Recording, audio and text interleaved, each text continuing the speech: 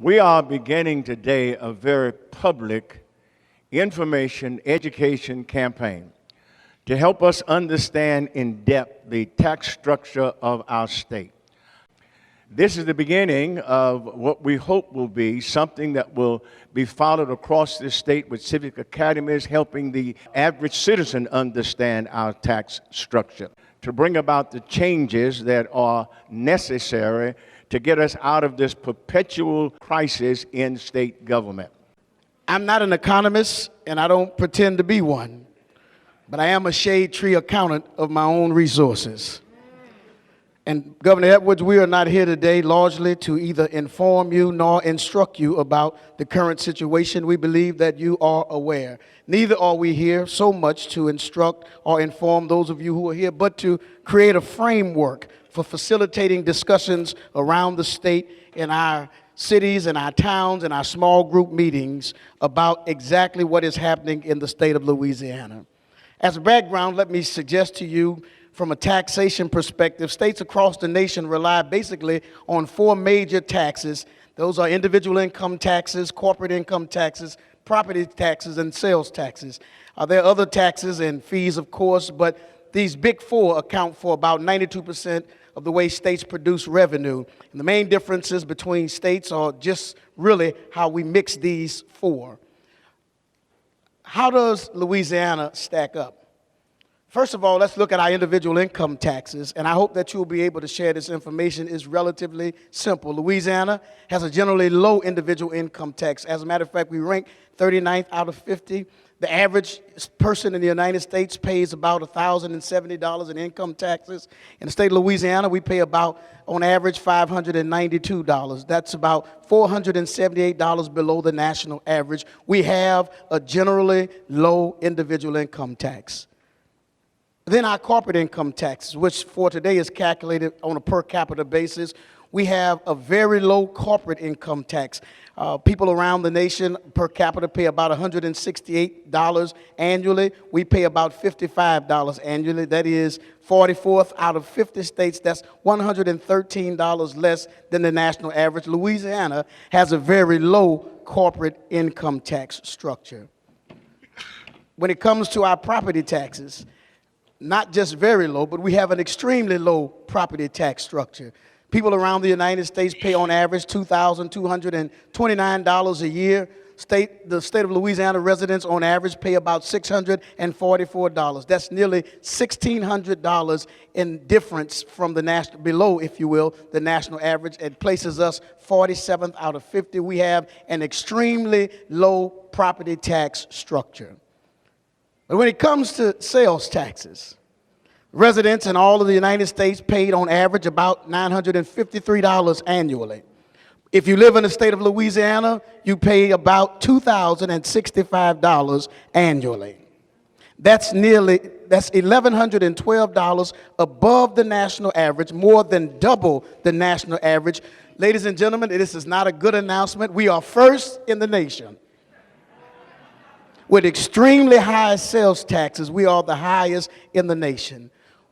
Why does that matter? I want you to soak that in for just a moment. We have low income tax structure, a relatively low overall tax burden, but a very high sales tax burden.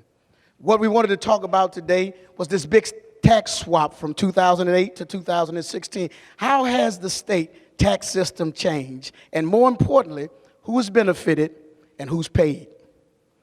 We want to use this word. You hear this word regressive quite a bit.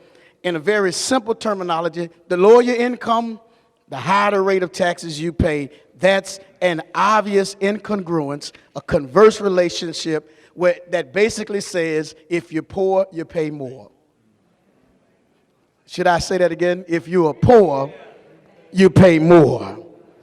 Who paid in 2008? I want you to see this. By income group, the top 1% of earners in Louisiana paid about 4.2% of their income in local and state tax, while the bottom 20%, who make about $9,800 a year, paid 10.4% of their income.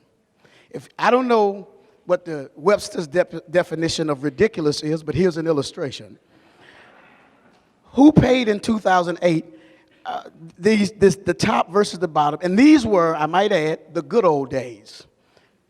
The big swap then comes as we move beyond this 2008 in these good old days, if you will, when Louisiana had, as I referenced earlier, $865 million budget surplus. Our state unemployment rate was at 3.2%. These were the good days. While other states were grappling with how they were going to cut their budgets and struggling, Louisiana was experiencing a budget surplus. What happened? I would argue that there were 4 disastrous decisions that drove us into this crisis. Number one, you'll find the Stelly cuts. For those of you who don't know, if I could just take one moment in a very simple way to talk about what the Stelly plan was.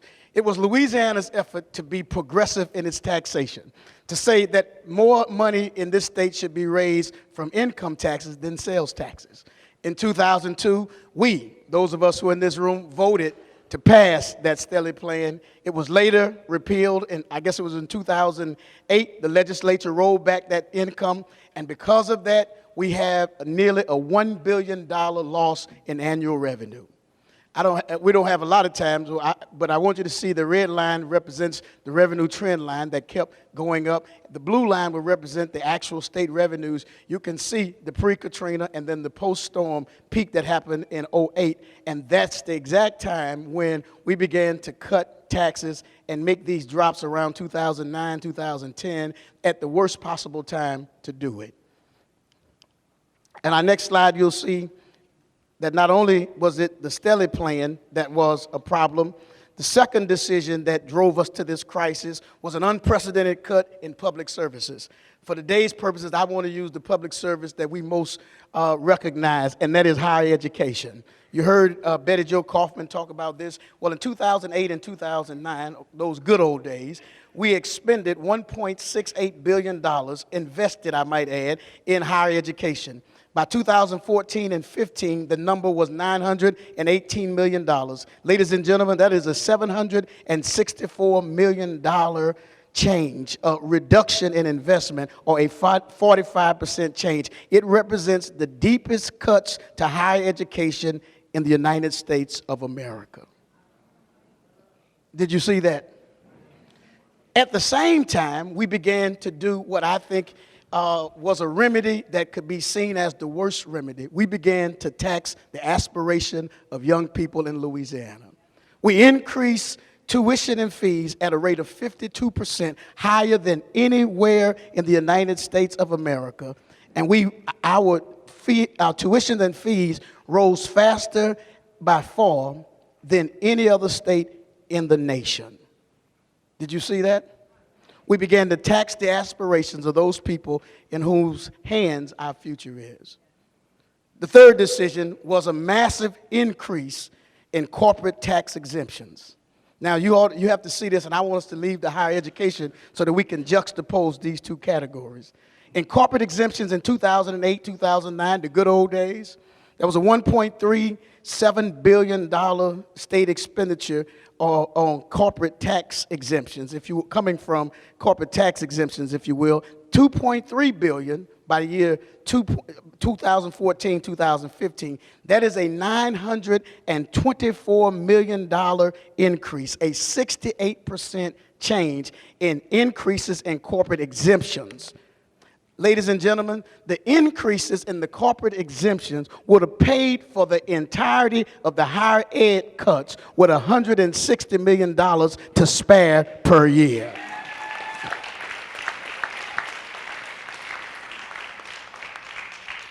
There ought to be some sense. I heard Reverend Wesley talk about something earlier today, spiritual, and talk about being grieved in the spirit. But ladies and gentlemen, there ought to be a righteous indignation about being a state who has chosen to take this route.